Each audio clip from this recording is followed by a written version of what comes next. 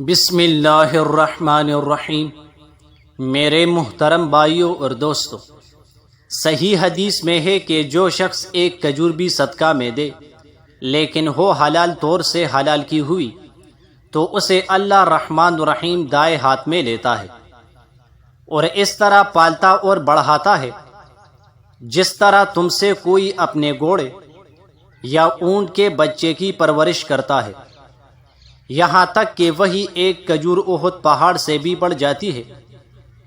اللہ تعالیٰ ہی خالق و رازق ہے۔ انسان اپنی ماں کے پیٹ سے ننگا، بے علم، بے کان، بے آنکھ، بے طاقت نکلتا ہے، پھر اللہ تعالیٰ اسے سب چیزیں عطا فرما دیتا ہے، مال بھی، ملکیت بھی، کمائی بھی، تجارت بھی، عرض بے شمار نعمتیں عطا فرماتا ہے۔ دو صحابیوں رضی اللہ عنہم اجمعین کا بیان ہے کہ ہم نبی کریم علیہ السلام کی خدمت میں حاضر ہوئے۔ اس وقت نبی کریم علیہ السلام کسی کام میں مشغول تھے۔ ہم نے بھی آپ کا ہاتھ بٹھایا، آپ نے فرمایا دیکھ لو۔ سر ہلنے لگے۔ تب تک بھی کوئی رزق سے محروم نہیں رہتا۔ انسان ننگا بھوکا دنیا میں آتا ہے، ایک چل کا بھی اس کے بدن پر نہیں ہوتا، پھر اللہ تعالیٰ ہی اسے روزیہ دیتا ہے۔ وہ اس حیات کے بعد تمہیں مار ڈالے گا، پھر قیامت کے دن زندہ کرے گا۔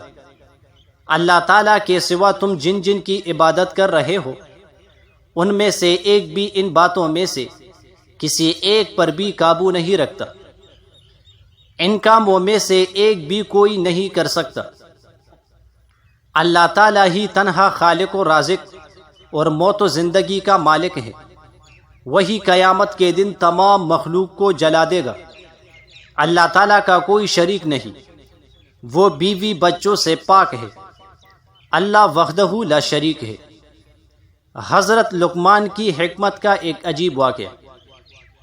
حضرت لقمان حکیم کا ایک قول یہ بھی مروی ہے کہ اللہ تعالیٰ کو جب کوئی چیز سونپ دی جاتی ہے تو اللہ اس کی حفاظت کرتا ہے۔ آپ نے اپنے بیٹے سے یہ بھی فرمایا تھا کہ حکمت سے مسکین لوگ بادشاہ بن جاتے ہیں۔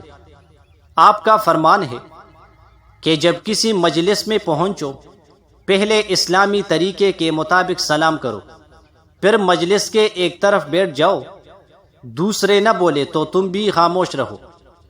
اگر وہ لوگ اللہ کا ذکر کرے تو تم ان میں سب سے زیادہ حصہ لینے کی کوشش کرو، اور اگر گپ شپ شروع کر دے تو تم اس مجلس کو چھوڑ دو۔ مروی ہے کہ جب آپ اپنے بیٹے کو نصیحت کرنے کے لیے بیٹھے تو رائی سے بری ہوئی ایک تیلی اپنے پاس رکھ لی تھی، اور ہر نصیحت کے بعد ایک ایک دانہ اس میں سے نکال لیتے، یہاں تک کہ تیلی خالی ہو گئی۔ تو آپ نے فرمایا، بچے اگر اتنی نصیحت کسی پہاڑ کو کرتا تو وہ بھی ٹکڑے ٹکڑے ہو جاتا۔ چنانچہ آپ کے صاحبزادے کا بھی یہی حال ہوا۔ نبی کریم علیہ السلام فرماتے ہیں، حبشیوں کو دیکھا کہ ان میں سے 3 شخص اہل جنت کے سردار ہیں، لقمان حکیم، نجاشی اور حضرت بلال مؤذن رضی اللہ عنہ۔ جزاک اللہ۔